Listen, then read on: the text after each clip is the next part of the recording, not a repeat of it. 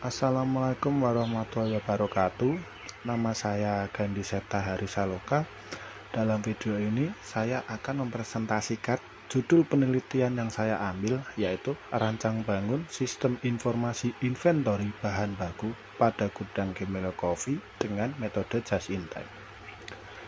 Berikut yang melatar belakangi saya dalam pengambilan judul tersebut, yaitu adalah perkembangan teknologi yang terus berkembang, pengendalian dalam bidang usaha, penerapan just in time yang digunakan untuk mengontrol produksi barang, dan berikutnya adalah Gemelo Coffee, tentunya yang merupakan sebuah bisnis di bidang minuman berupa kopi, di mana mereka kesulitan dalam mengolah stok barang. Berikutnya, posisi penelitian. Dalam posisi penelitian ini adalah berisi tentang jurnal serta beberapa referensi yang saya gunakan dalam pengerjaan penelitian ini. Berikut adalah beberapa tujuan penelitian, yaitu merancang suatu sistem pengolahan gudang berbasis web, menerapkan metode just in time pada sistem tersebut, dan penerapannya dilakukan pada stok bahan baku. Lalu rumusan masalah.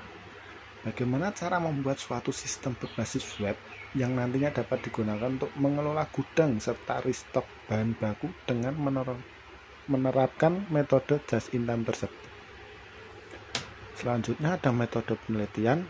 Yang pertama, sumber data ada dua, yaitu data primer, tanya jawab langsung dengan pemilik kafe serta admin gudang.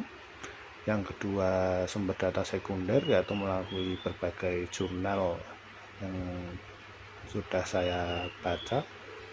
Berikutnya ada metode pengumpulan, yaitu melalui wawancara, pengamatan, serta studi pustaka.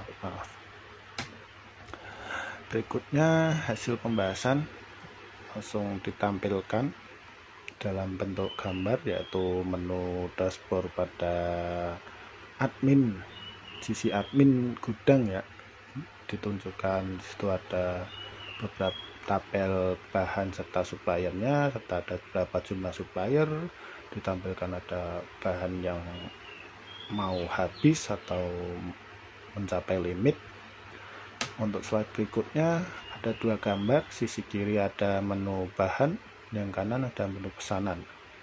Disinilah nanti proses just in time itu berlangsung. Bagaimana berlangsungnya? Kita lihat di sisi gambar sebelah kiri, ada tabel di menu bahan yang berisi nama bahan, stok, limit, dan max atau maksimal ya. Nah, nantinya proses just in time akan berlangsung ketika stok barang mencapai sama dengan limit atau kurang dari limit. Jadi ketika sudah mencapai limit atau kurang dari limit, dia akan langsung membuat pesanan secara otomatis, yaitu lari ke sebelah kanan, yaitu menu pesanan di gambar kanan. Akan langsung muncul pesanan ke supplier mana dan jumlahnya berapa, dan jumlah itu akan disesuaikan dengan maksnya berapa, misalkan 6 kilo, sedangkan bahan yang ada saat ini 1, jadi jumlah max akan diimbangi stok yang ada saat ini. Maka bahan yang akan di stok tidak akan melebihi dari batas maksimalnya. Lalu pada menu pesanan, admin gudang hanya perlu mengkonfirmasi ulang.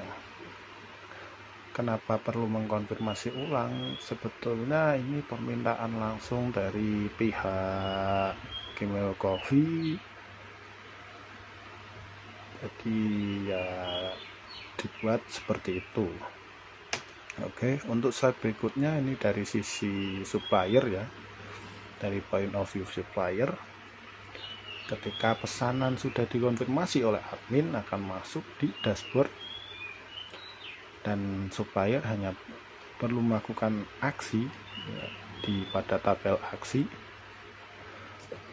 tinggal diklik konfirmasi bahwa pesanan tersebut sudah dikonfirmasi oleh supplier atau sedang dalam proses lah.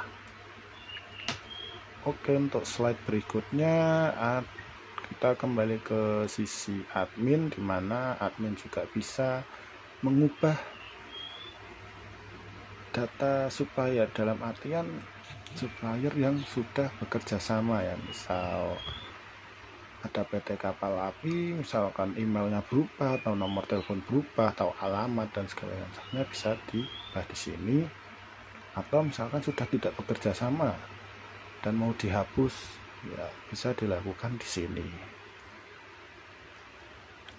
Slide berikutnya kita ada kesimpulan. Ya, kesimpulannya adalah penerapan just in time berjalan dengan baik, serta berdasarkan hasil dari wawancara dengan owner dan beberapa staff bahwa mereka merasa terbantu, di mana proses restocknya menjadi lebih cepat dan mudah atau efisien, serta pemantauan jumlah stoknya menjadi lebih jelas, di mana mereka merasa bahwa sebelumnya kan mencatat dengan manual, jadi sering ada kesalahan dalam penulisan dan lain-lainnya.